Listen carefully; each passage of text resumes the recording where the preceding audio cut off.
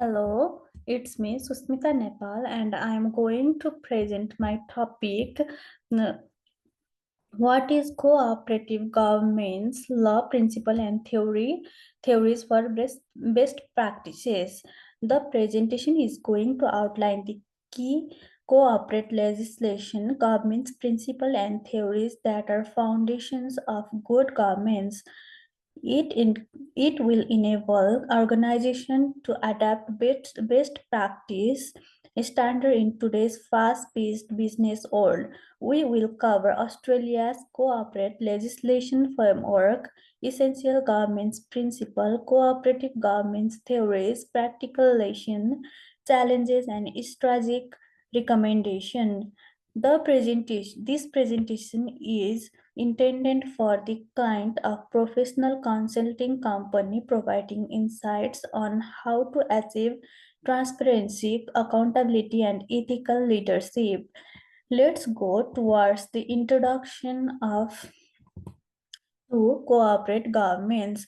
The cooperate governments framework is set of rules, procedures, and practice that influence how cooperations are run and controlled with reference to types of business, size, ownership, and complex resources.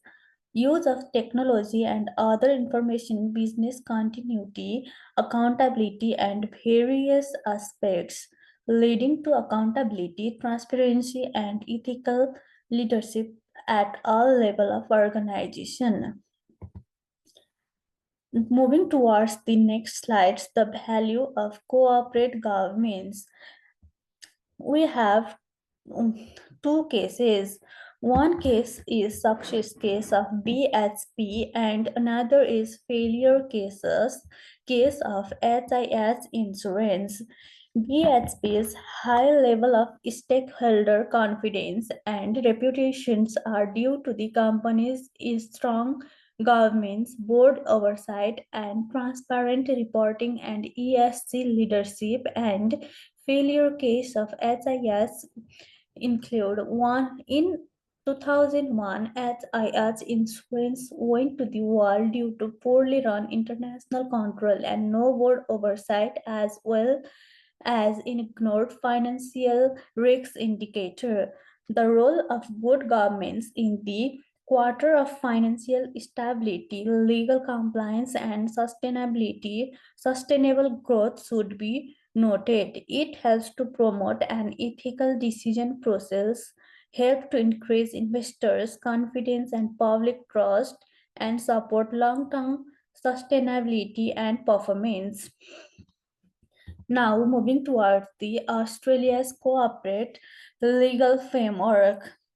The Cooperations Act 2001 is the main act that sets the rules of companies in Australia.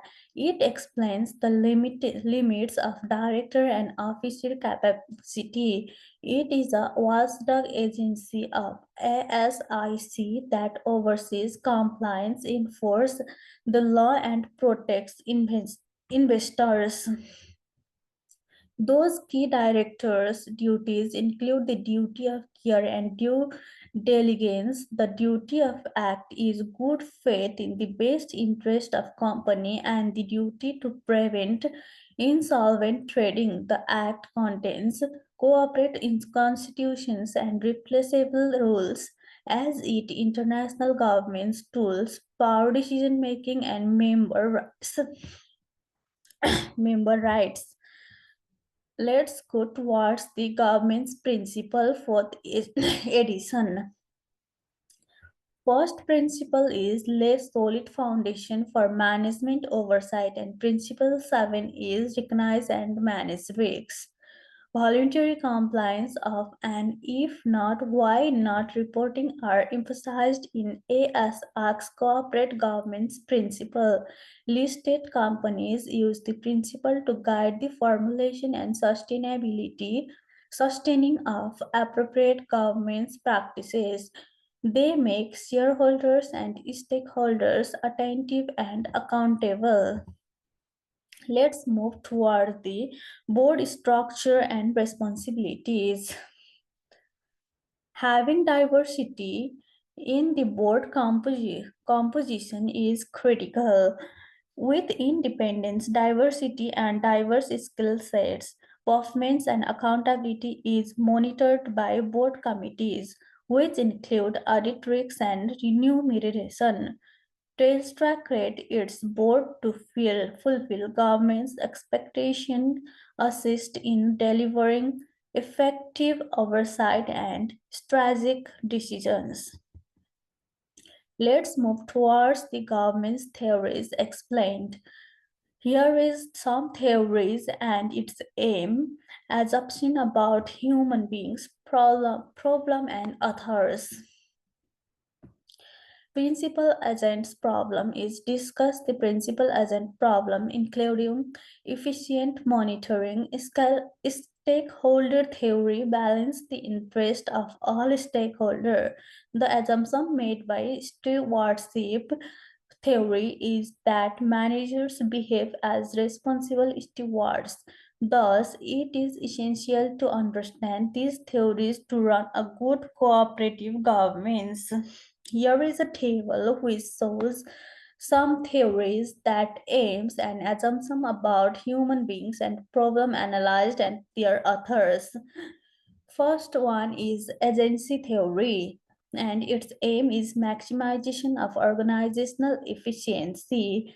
And its assumption about human beings is individuals are rational beings with selfish, opportunist behavior and with concrete preference towards risks. And another is stakeholder theory, balancing interest of different group, and its assumption about human beings is individuals' attitude are not always selfish, and relationship between individuals and interdependent have res- repercussions that are themselves influenced by other relationship in turn, and other theories are stewardship theories, resource dependent theories, and institutional theories. And their aims are maximization of stakeholders' welfare, the maximization of the administration utility, maximum the resource provided by the board, and legitimation of the organization in the social context. Let's move towards the another slide that is applying theories in practice. Application of government's theories are demonstrated in the context of Westpac's government's strategy. The implementation of board oversight after regulatory breaches is a reflection of term of agency theory. Increased engagement was involved after the Royal Commission, showing that the stakeholders theory was an effective one. These theories, appropriately blended, would lead to effective and balanced governments, and this would also contribute to accountability, the ethics of our government system. And defining the best practice of a governance. Best practice in governments encompasses transparency, accountability, ethical leadership, compliance, and risk management. Laws, principles, and theories support this additional global benchmark are provided by OECD principle and government's guideline of ISO 37000. And challenge and government's failures. One case is Crown Resort Royal Commission. The government's breakdowns and what flowed from them are highlighted in the Crown Resort's Royal Commissions. These include commission risks like conflict of interest, lack of board independence, as well as poor reporting.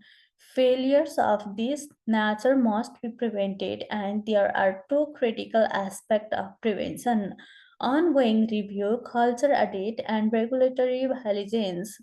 To overcome these challenges, a proactive government is needed in order to have a presence and to stay sensitive and reactive to the new risks developing, it can emphasize leadership and accountability on ethics that can help mitigate government's failure. And strategic recommendation for client. Best practice cooperative governance is achieved through the practice of regular evaluation of board, sound transmission of information, interaction with all stakeholders, and combination of legal compliance with ethical decision making. Using these strategies help to make a board more effective, increase trust by being open, and build a values culture. In this competitive environment, the two working together reduce risks and enhance reputation and make sustainability long term.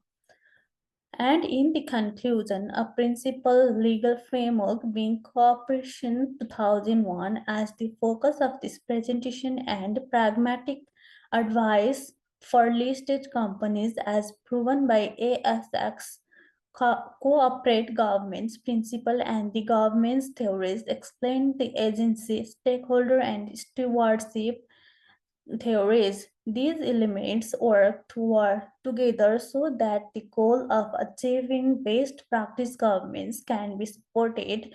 It is essential because good governance is one of the most critical factors in building strong leadership and decision making, retaining investor and public trust, promoting long-term business sustainability.